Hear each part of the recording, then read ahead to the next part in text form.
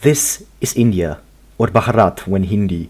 I'm sure that every one of you knows what India is and that it's a very unique place, either because of the people along with their horrible stereotypes and hilarious internet memes, or, if you're a more educated person, then from its relevance and importance of today's geopolitics. Because what you have to know is that India is large, and with every single day is becoming even larger.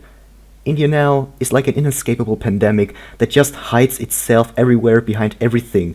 You hear of clothes produced in India, call centers stationed in India, and even people from India outside of India all across the world. It's like winning civilization without even conquering directly.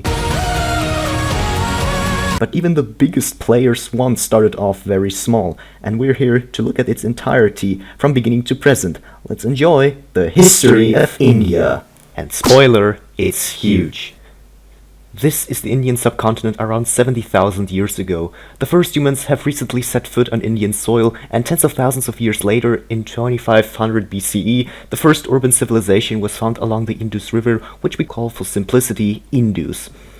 Indus was one of the first three urban civilizations behind both Egypt and Mesopotamia. Indus was built around the two relatively large cities Harappa and Mohenjo-daro, and it's unclear whether there were two separate states with each city as a capital, or one empire with Harappa replacing Mohenjo-daro due to flooding. Along two cities, Indus even had own literature consisting of 250 to 500 partly deciphered characters, all Dravidian and now Southern Indian ethnic definition. But the second great invention with an unknown inventor was its faith.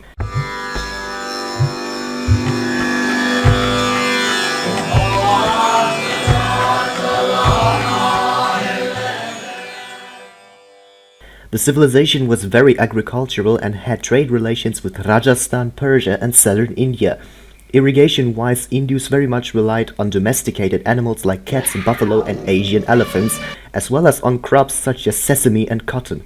Oh, and then came this man after a 6-year-long journey across the Ganges region with an own invention to find mental peace.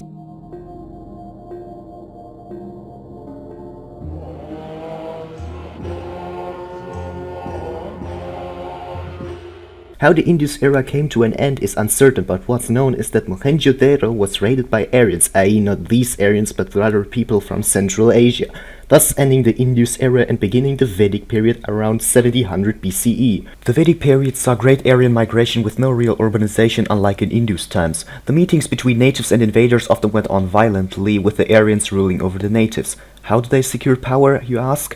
Arms? Torture? Well, yes, but also by simply dividing the society into castes, each having a different value than the other. And this caste system was an ancient invention that is even used by the year of 2020. The Vedic period came to an end with India's first known dynasty, the Haryaka Dynasty, in 684 BCE, and a South Indian religion, Jainism, founded by Mahavira. And don't confuse this with this, because this just totally ripped off this. The Haryaka Dynasty first had Rashagriha and later Pataliputra as its capital, and was one of many smaller Indo-Aryan states, but it, Kosala, Avanti and Magadha being the most relevant. The Haryakas were replaced by the Shaishunaga Dynasty in 413 BCE, having also Rajagriha and later Pataliputra as its capital. The Shaishunagas conquered the kingdom of Avanti and were then succeeded by the Nanda Dynasty. And the Nanda were very busy with conquest, conquering practically all of northern India with an army estimated to have had 200,000 infantry and 25,000 mounted units, but come to an end after 22 years. Because a new threat just made its way into India. Hey, here comes Alexander the Great with his European fellows to conquer you. Oh, I don't recommend you going further east if you demand for staying healthy. Ah, fine, you win. India's first major dynasty was that of the Mauryas, succeeding the Nanda in 320 BCE, founded by this guy. He gained a bit of extra territory via the treaty with Seleucus, the first Mikator of Syria, granting him all land east of Kabul, which he recently gained from Alexander the Great.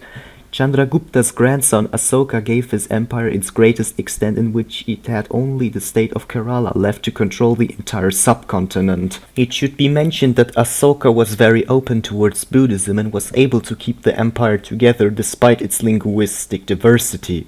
After his death in 232 BCE, the empire was split in half, with the west quickly succumbing to Bactrian invasions, while the eastern half remained under Mauryan rule before being continued by the Shungas around 50 years later. The Shungas regained a bit of the Maurya's old territory from the Kalinga Satavahanas, Indo-Greeks and possibly the Panchalas. Unlike Asoka, the Shungas were not as friendly towards Buddhist monks and persecuted them.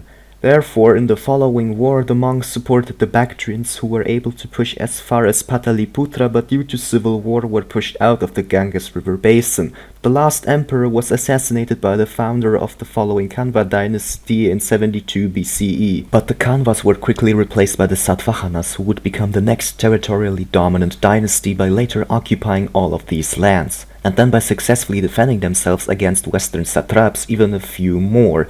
Despite the rulers being Hindu, Brahmanism and Buddhism were still welcomed by the Satvahanas. The economy, meanwhile, still relied on agriculture, but this time also on its attractive trading location and the production of commodities. The Satvahanas ruled for 3 centuries before the empire split into 5 smaller kingdoms, which would continue to coexist for another 100 years. And one major dynasty directly follows the other, because in Magadha the Guptas Guptas, found by this man, have made their own empire around Pataliputra again, and expanding over all of northern and east India. They achieved this either forcefully, so far nothing too special, or via marriage alliance. After expansion, Kumaragupta I was more busy with his sympathy towards religion and federalization. The Gupta dynasty lost power through northern regions like Punjab and Kashmir falling under Indo-German and Han rule. In 550 AD, the Guptas receded into history and their empire split into small principalities. The most important of these being the Maukharis and the later Guptas, whose connection to the actual Guptas is uncertain. At first, both were rivals with the Harshavardhanas, then broke free from vassalage and became very good with each other through, you've guessed it, marriage alliance, with later one betraying the other. The Maukharis first overran the Guptas, but were somehow pushed back by them, with the Guptas gaining final supremacy over the Maukharis before being subdued by the Ghudas from the east. But we're now going to look further west because a totally new invention has made its way into India.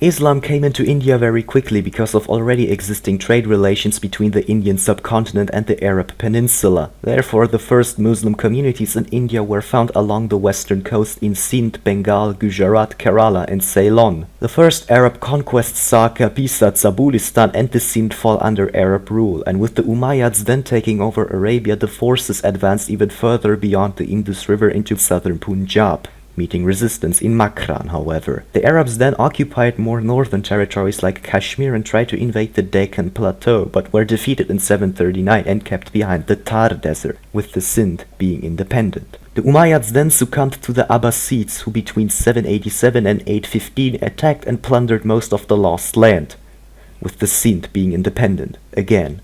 By as late as 850, Arab invasion pretty much stopped at where it was at this point, but this didn't stop Islam to further spread all across the subcontinent, because tributes and raids saw the old orders collapsing, thus leaving room for new ones, Islamic ones. One such order was the Ghaznavid Empire, founded in 977, succeeding the later split Samanid Empire. At first it was mostly in Persia, but later was forced to flee eastwards into the regions of Gujarat and modern Afghanistan due to Seljuk interventions in the west.